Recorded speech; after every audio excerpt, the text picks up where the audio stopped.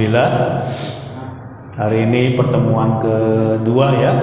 Kita jumpa bulan lalu kurang lebih, dan sempat saya sampaikan akan kita kaji bagaimana kecerdasan otak.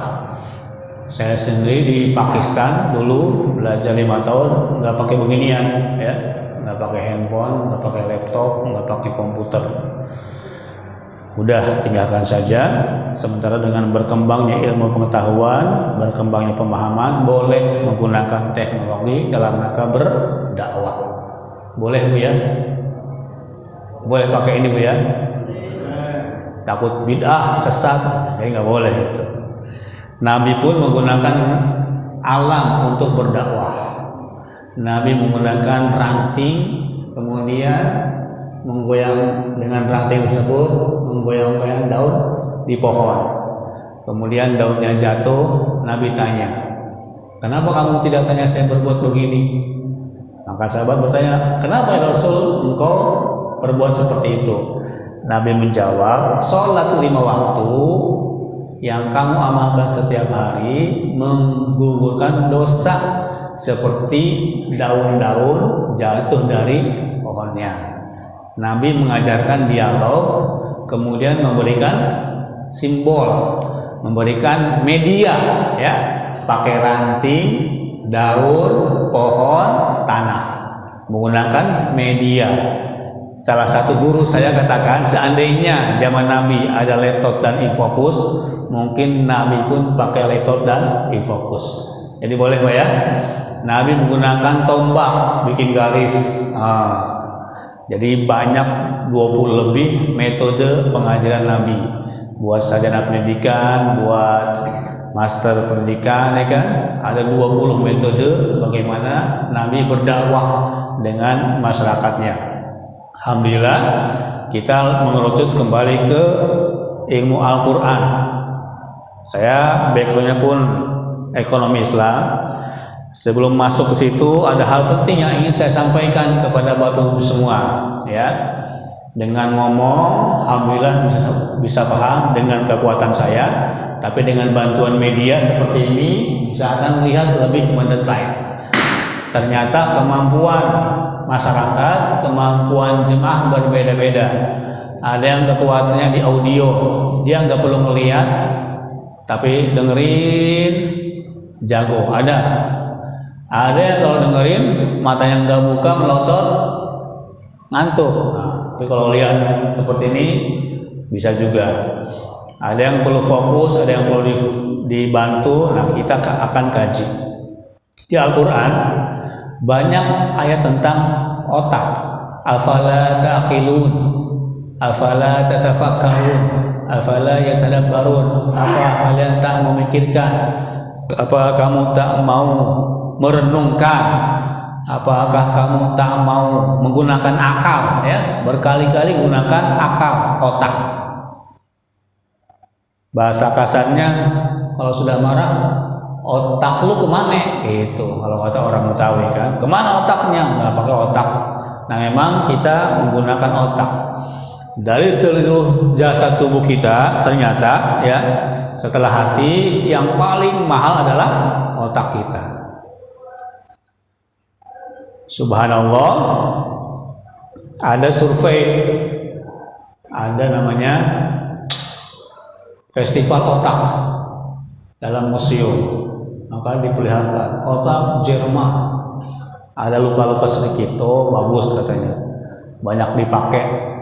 Otak Jepang rusak juga, dipakai bertahun-tahun mikir, keluar Honda, Suzuki dan sebagainya. Penonton pun takjub.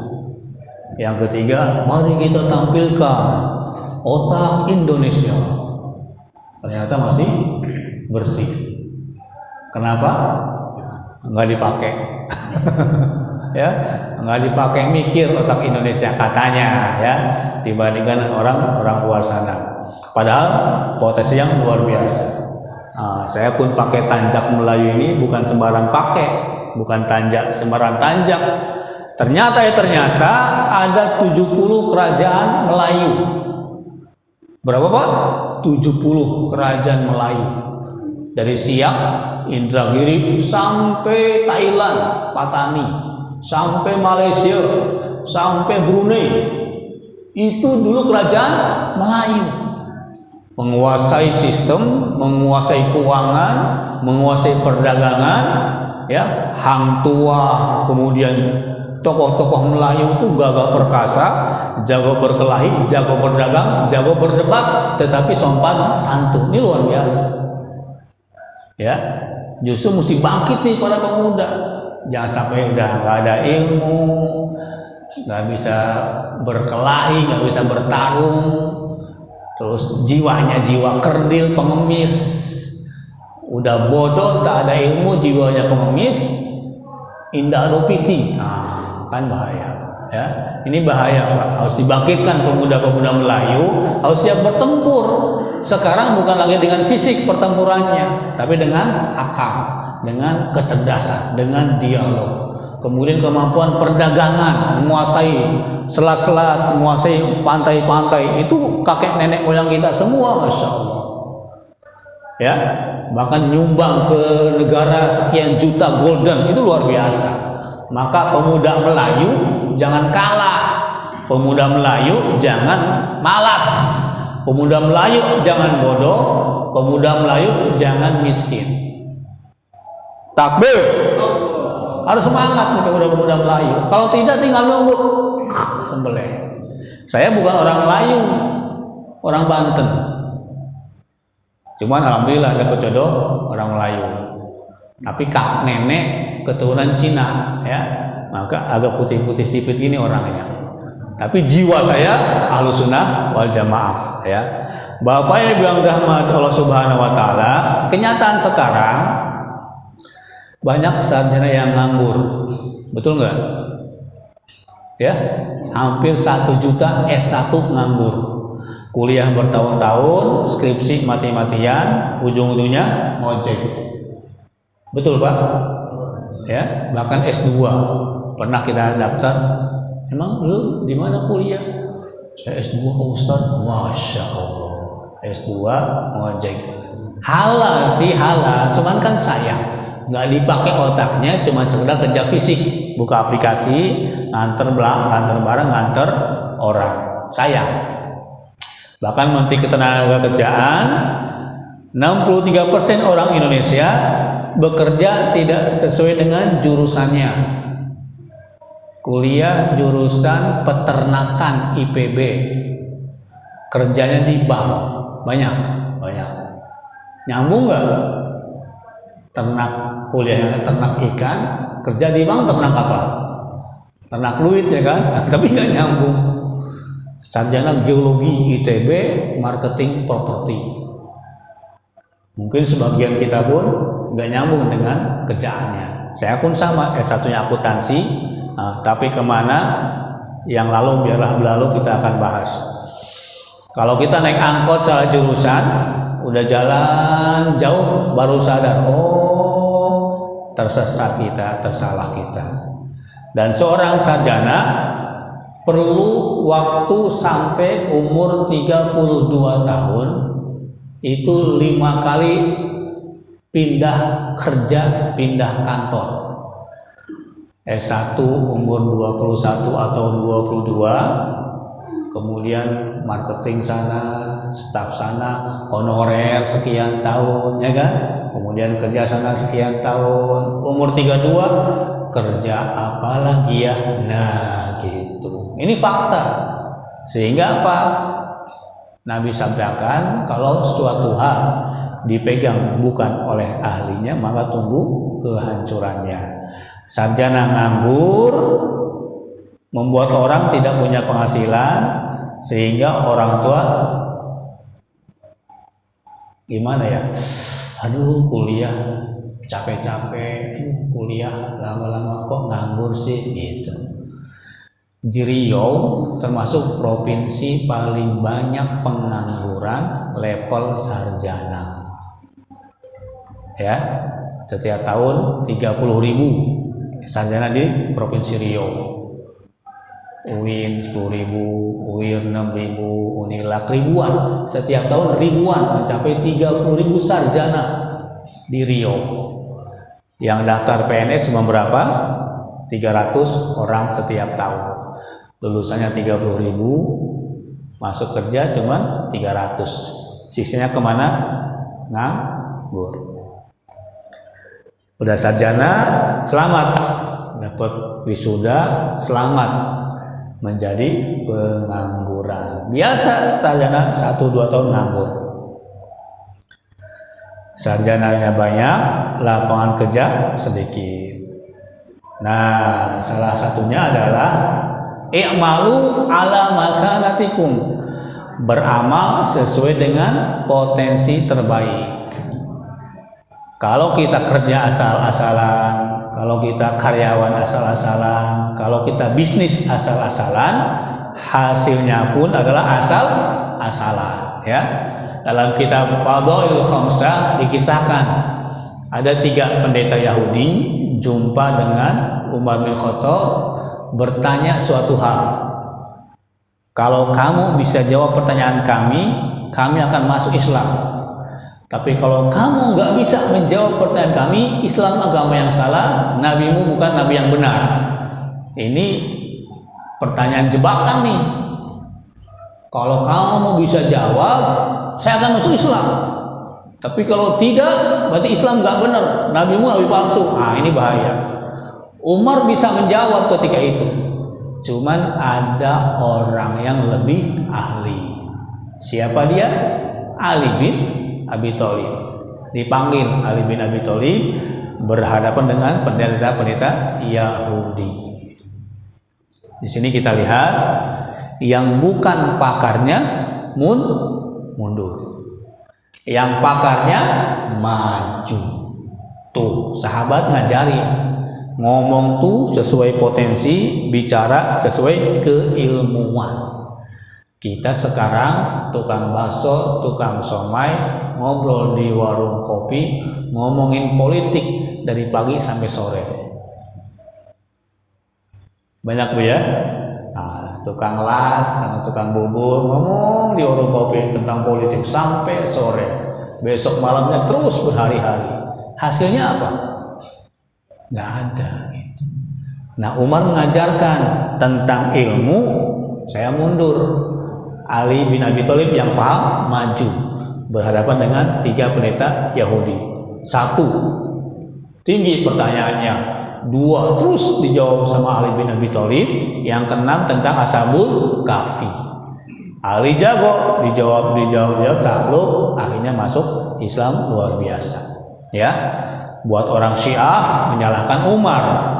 Umar tidak tahu ilmu, padahal tidak seperti itu. Masing-masing sahabat punya karakter, punya potensi yang terbaik.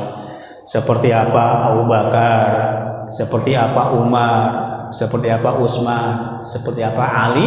Ini figur orang yang luar biasa dan sudah dijamin masuk surga. Alhamdulillahirrahmanirrahim. Ketemu nih, ya ketemu. Dalam Quran surat Yasin disebutkan al-yauma nakhtimu ala afwahihim wa tukallimuna aydihim. Ya, ditutup mulut kita dan berkatalah kedua tangan.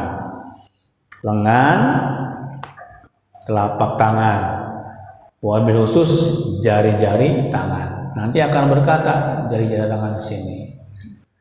Dulu kala hanya intel polisi yang tahu orang mencuri handphone, kemudian disek sidik jarinya akan ketemu siapa dia.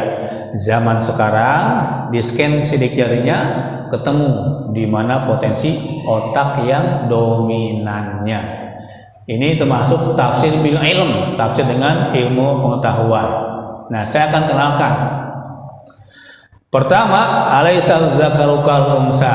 Laki-laki berbeda dengan perempuan. Dalam Islam jelas hanya ada 2 jenis. Tak ada bencong, tidak ada waria. Ya, laki-laki jelas softnya, perempuan jelas softnya. Ada bencong nanya, Pak Ustadz, kalau saya sholat pakai peci atau pakai mukena ya? Ya, karena dia nggak jelas, bingung dia kan?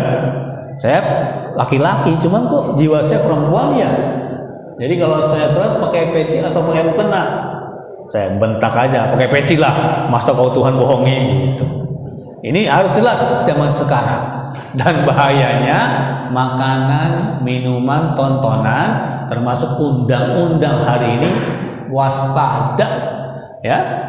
Pernikahan sesama jenis, pergaulan sesama jenis ini sudah merebak. Sudah ada sejak zaman Sodom dulu. Ini pun kita tegaskan, laki-laki berbeda dengan perempuan. Nah, ini yang teknologi canggih Bapak Ibu semua ya, yang sudah kita ulang, yang belum ini informasi berharga. Saya pun dengan informasi seperti ini mendapatkan perubahan diri, keluarga, bisnis, tim buat bekerja sama. Ternyata otak kita dibelah. Muncullah otak kiri dan otak kanan. Dipotong lagi tuh, otak kiri bawah, otak kanan atas. Otak kanan atas, otak kanan bawah, dan otak tengah. Subhanallah, ini ilmu. Anak yang jago matematika cenderung kurang jago mengarang, seni, kreativitas. Betul Bu ya? Anak yang jago menggambar, melukis, mengarang, matematikanya 5. Guru, orang tua, ustadz sering menyalahkan. Kamu gimana sih? Abang kamu matematika 9 tuh, kamu kok 5? Padahal seninya 9, padahal mengarangnya 8. Kenapa disalahkan? Gara-gara tidak pandai matematika. Ini berbeda potensi mesin kecerdasannya.